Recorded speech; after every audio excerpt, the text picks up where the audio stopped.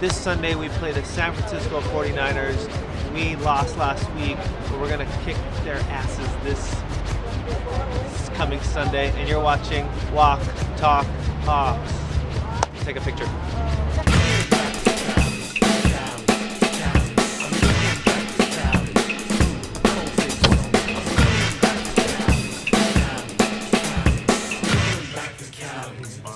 I don't think so. Here we go. Week 2 of the regular season. We play the Niners. I got John here. But first, let's talk about last game. Okay. Real quick, some positives. Positives? Yep. Okay. The defense looked great. I think you noticed the immediate presence of Sheldon Richardson on the interior of the defensive line.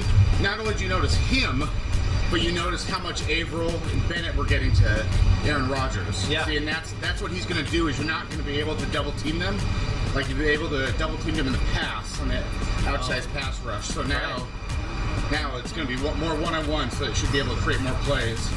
Another great thing, Earl looked great. He looked like he never lost a step, never had broken his leg. No, I know. So he was everywhere. Yeah, so it's kind of what he showed in the preseason, and it just continued. Yep. Third thing, Shaq Griffin looked good. With the Sherman nursing a bad hammy this week, he'll probably be counted on more than ever. So is he going to take that other side? Sherman's side? No, I think they'll keep him on the right side. Okay. If for whatever reason Sherman doesn't play or plays limited snaps, I think they'll play Jeremy Lane outside on the left side. Okay. I think we're going to go 13-3 or 12-4. I think we 4 out of the 6 on the road to start the season. It's going to be tough. At Tennessee, at the Giants, those are some tough ones. Hopefully we beat those Rams that we always lose to. And then I think we go 9-1 or 10-2 at the end of the season to finish it out. I think undefeated at home. I think we'll get that home field advantage, make it to the Super Bowl, and take down those Patriots. Go Seahawks! The negatives, but let's not talk about the offensive line, because that has been over and over and over talked about. Continuation year after year. Yeah, let's talk about some different other negatives that you had seen from last game. I think from a play calling perspective, I was disappointed in how they did not try to establish the run. Green Bay played a lot of dime defense, so they had an extra secondary guy in the field of plays. So usually when that happens, you want to run the ball. So they're basically daring the Seahawks to run it. Yeah. Right? So Seahawks didn't. I mean, Carson only had 6 carries. Lacey had 7. I mean, they each should probably have double digits. Exactly. Right. Starts with setting the tone, but I also think it's commitment to the run game and doing it. And we came out with 3 straight passes in the Green Bay game, and to start the season, you want to kind of get your pads on somebody. They probably, they were testing the O-line, I'm sure, right? Well, the game's close. I mean, the Seahawks, their O-line are guys that are better at run blocking than pass blocking. That's just how it is. Yeah. So, if that's the case, and the other team's daring you to run, why not run? When the Seahawks have their best success, it's when they run the ball. So I was disappointed by that they got away from the run. Yeah. Look at that blue and look at that green. Green flowers. Nordstrom, pick these up. Go Hawks. I thought Jimmy Graham probably had his worst game as a Seahawk. Yep. Because he was getting targets. Well, so the first play of the game, where Reese Odiombo went backwards onto his backside, got bull rushed by Nick Perry. Perry is punking Odiombo. Yeah. Jimmy Graham was supposed to chip him on that play. Chip, and he did not. He completely, it's literally the first play of the game, first play of the season, and he forgot his assignment. We got to score touchdowns in the red zone. Okay. Yeah. Right. We have to get the running game going and commit to it and stick with it. We know there's some issues, but you got to go consistency. You got to get creative with the scheme, possibly moving the pocket, doing something to get him some time to make some plays. Okay, so Niners this Sunday. Yeah. How will our defense do? They're lacking quite a bit of an offense. So yes, yeah, it should be good. Big point spread. Yeah. Hopefully, just getting back to basics again. Just trying to get some rhythm going, get some, to just feel good about yourself, and which we did last year versus them in week 3. And so just get the running game going, get everybody feeling good, and hopefully defense just continues and picks up where it left off, because that was the huge bright spot of last week. Pick 6, possibly? Yeah, possibly. I mean, Hoyer, he's a heaver, isn't he? He's got a cannon. No, he's not too bad. He's more of a he's not much of a risk taker. Yeah. Okay. He tries to avoid mistakes. He'd be what you consider a game manager. Okay. So, yeah, it's possible we get a pick six, but likely, I wouldn't say as likely as some other teams. Shutout potentially though. Yeah. I mean, they kind of go as Carlos Hyde goes, and he's come in, better shape than he's been the last couple of years, and he's more of a receiving threat than he's been in the past. Okay. They have Kiro Stone as their main receiver. Yep. He'll probably get double-digit targets this game. It'd be nice to have Sherman to help lock him down because he's had good history against him in the past when he played the Redskins in the playoffs.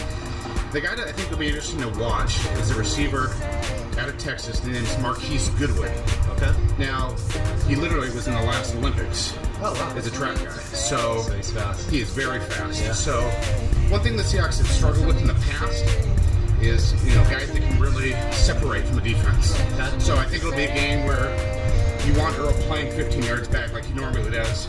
Maybe more so than usual because I think the Niners are going to struggle to move the ball down the field consistently. Okay. But they can hit that big one with you, against you with Goodwin. Yeah. So you shut him down, I think you'll slow him down. Earl will have to be involved for sure. Look at these. Yeah. My to-do list. Okay. So will Lacey have a breakout? Will it have a breakout game? I would lean towards no. I think you'll see Rawls. I think Carson's been their best running back. Why you would go away from him, I don't know. I mean, he's done nothing but warrant more playing time. True start. I think Rawls, a little bit like Marshawn, he brings a little bit of attitude to the team. Yeah. Most of their guys that inspire the team are through defense. Yeah. Whether it's Cam hitting a guy or Bennett getting a sack and doing a dance. I mean, things that pump up the team. And there's not a lot of guys on the offense that pump up the team, but Rawls does that. Yeah. The key with him is he's got to stay on the field. He's got to not be injured. Yeah. So, but now it's nice having Carson as a guy that can. He looks like he can be the lead horse going forward. Yep. And Rawls is a great compliment. I like his build. Chris Carson's build is just so AP. It's like Adrian Peterson. He's a thicker guy. Yeah. So. Go Seahawks! This is the Seahawks game. Woo! Okay, so will the O-line have? Will it be hard for the O-line this week, or will they get a little bit I of a think the thing you want to worry about that surprised me last week was how good of a game Mike Daniels had. And last week I talked about Perry and Clay Matthews, and they're edge rushers. They're going to attack from the side. Yeah. And Odiabo, Fetty, not great pass protectors, improving but still young. But it was the guys in the interior that really struggled last week. Okay. And that's what changed the game. So Joe Blood, awful game. Yeah.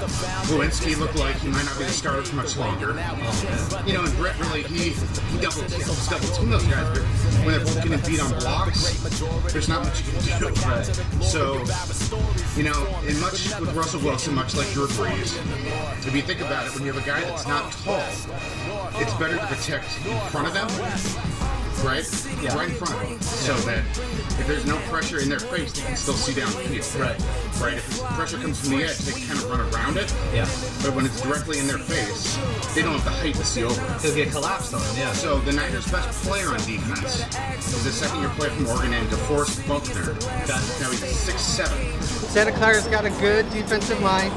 It'll be interesting to see if DeForest Buckner is able to play. So he's got to kind of hope he doesn't, and that'll definitely make things a lot easier on us in the trouble Green Bay game. The Niners, much like Packers, had a lot of success last week rushing him, in particular from their interior line. That would probably right now be the strength of their defense. Okay. So where the Seahawks struggled is where the Niners will potentially could have success.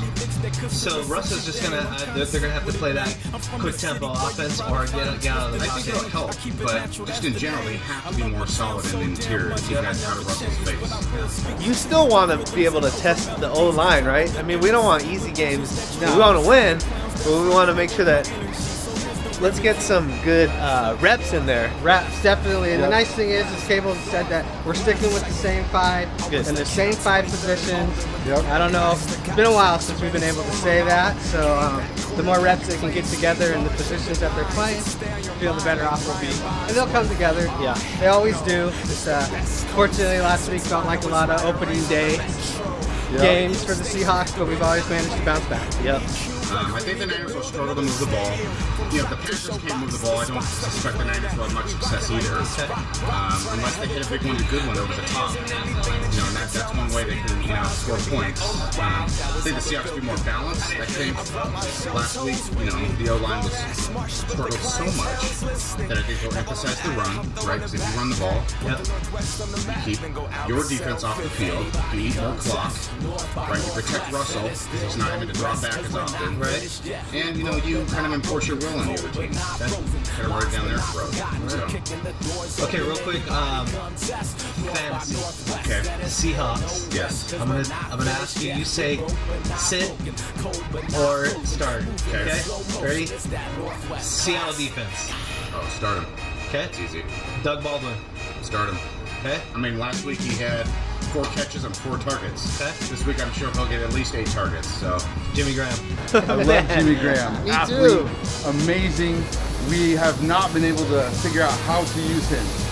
You would think with our red zone struggles we would be able to, identify some trickery, something to get him the ball down there. It has not materialized. I'd probably start him this week. Okay. I think he's due for bounce back. Yeah, I feel the same. Jimmy Graham is going to have 1 touchdown against the Niners. He's going to be less than 100 yards, but at least 1 touchdown. Let's go, get him, Jimmy. Use a Jimmy. We kind of know Eddie Lacy. Yeah, definitely sit him. Sit. It's possible. I don't think they'll do it. Yeah. But it's possible he's not even active for the game because he can't contribute on special teams. Okay. With Eddie Lacy, again, I think A it's little just tougher, I think, for a him. little tougher because they want to see what Carson can do. And Eddie Lacy is the type of back that needs a few carries to get going. He's not going to bust out in the first 5 carries unless there's a huge hole, which we know that might not happen. Yeah. He needs to get With warmed the state up. of things, he needs to get warmed up. Ricardo Lockett. Ricardo Lockett or Tyler Lockett? Oh, I'm sorry. Tyler Lockett. Tyler Lockett. I'd probably sit him. Depends on who you have, but I guess. Yeah. Ricardo probably not as strong of a play. Tyler Lockett, I probably wouldn't play. I think he's slowly easing his way back in. I'd probably wait another week to see how many targets he gets this week. Chris Carson. Well, I own him in a couple leagues. I'm going to play him in one and probably sit him in the other. Yeah. Right, so I'm kind of splitting down the middle. I think he will get more touches than last week. Okay. He'll probably get, I would guess, probably about 12 carries, which for him I would think means he probably finds the way into the end zone at least once. Chris Carson might be a starter this week, depending on how Rawls is feeling after being out. Okay. Yeah. All right. Anything else? No, that's all I got. All right. Go Hawks! Go Hawks. So Hawks.